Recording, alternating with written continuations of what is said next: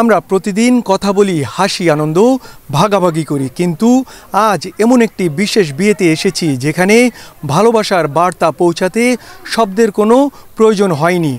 এ যেন এক শব্দহীন ভালোবাসার গল্প। এ বিয়ের বর কনে দুজনেই বোবা, কথা বলতে পারে না, কানেও শুনতে পান না।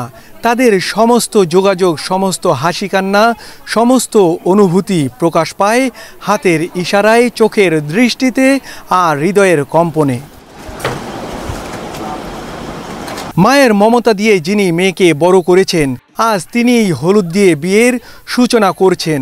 হলুদ ছুঁয়ে যেন জানিয়ে দিচ্ছেন, আজও তুই আমার ছোট্ট মেয়ে। এদিকে ছেলের বাড়িতেও উৎসবের কমতি নেই। পরম মমতায় বড় করা ছেলেকে গায়ে হলুদ দিয়ে দিচ্ছেন বাবা মা, বাদ নেই আদরের ছোট বোনও। হলুদের এই দিনটি ছিল আবেগ, অনুভূতি আর নাচে গানে ভরপুর।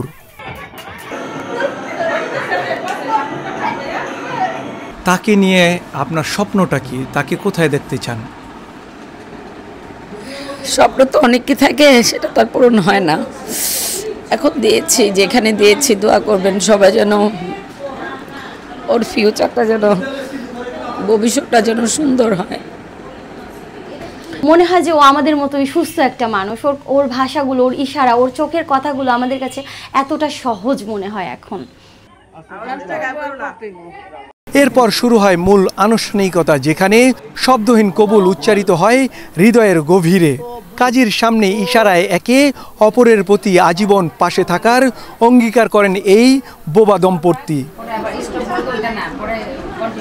বিগত দিনে যা পড়েছে, এক ছেলে আছে প্রতিবন্ধী, মেয়ে ভালো, আমার মেয়ে প্রতিবন্ধী, ছেলে ভালো, কিন্তু এখন আজকে যে অনুষ্ঠান আমি সম্বোধন করলাম উভয় প্রতিবন্ধী, এটা আমার জন্য একটা জীবনে একটা প্রথম আশ্চর্য ব্যাপার। আমি ওকে আমার ভাবির হিসাবে অনেক করলাম। ওরাও বোবা, আমার ভাইয়াও বোবা, তো ওরা চাই ওরা দুজন আরো ভালো থাকুক। ওরা সুখে শান্তিতে থাকতে পারলে আমার মনে শান্তি লাগবে। আমার খুবই ভালো লাগছে, আমি প্রথম এই ধরনের বিয়ে দেখলাম।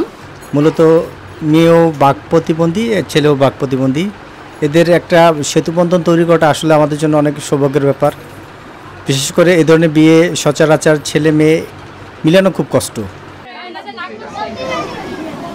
ইশারার মাধ্যমে তাদের সম্মতি নেওয়া হয়েছে, যা ইসলাম সম্মত। আজ এই দুই নীরবাত্মা একে অপরের জীবনসঙ্গী হলো। ওরা কথা বলতে পারে না, তাতে কি? ওদের ভালোবাসা দেখলে বোঝা যায় ওরা একে অপরের জন্যই তৈরি হয়েছে। এই বিয়েতে কোনো কিছুর কমতি ছিল না। সাধারণ 10টা বিয়ের চেয়েও বেশি আনন্দ হয়েছে এই বিয়েতে।